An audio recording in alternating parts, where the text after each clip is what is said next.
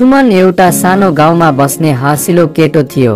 ऊ दिनभरि खेल्न मन पराउँथ्यो, तर सबैभन्दा बढी समय ऊ आफ्नो मिल्ने साथी कालु नाम गरेको कुकुरसँग बिताउँथ्यो। कालु सेतो खैरो रङको फुर्तिलो कुकुर थियो जो सधैँ सुमनको पछि लाग्थ्यो। एक दिन सुमन र कालु जंगलको छेउमा खेल्न गएका थिए। त्यहाँ धेरै रङ्गीचङ्गी फूलहरू फुलेका थिए, चराहरू चिरबिर गर्दै थिए र हावा निकै शीतल थियो।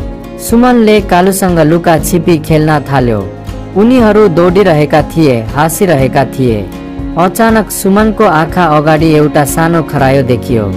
हे कालु, हेर त खरायो, सुमनले भन्यो। कालुले पनि जसँग हेयो। खरायो दौडेर एक सानो पालभित्र पस्न लाग्दा सुमन पनि त्यसलाई पछ्याउँदै गयो।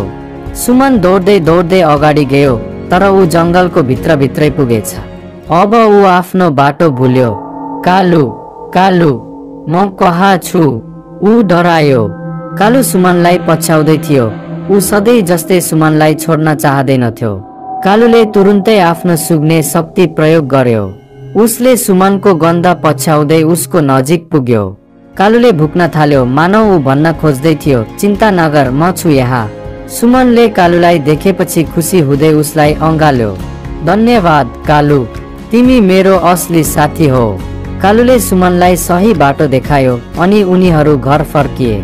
आमा बाबा निकै चिन्तित भएका थिए, तर सुमनलाई सुरक्षित देखेपछि उनीहरू खुसी भए। त्यस दिनदेखि सुमनले सिक्यो, साँचो मित्र भनेको दुःखमा पनि साथ दिने साथी नै रहेछ। भिडियो मन पर्यो भने एक लाइक गरिदिनु होला र यस्तै भिडियोहरू हेर्नको लागि च्यानललाई सब्स्क्राइब गर्न नबिर्सिनु होला।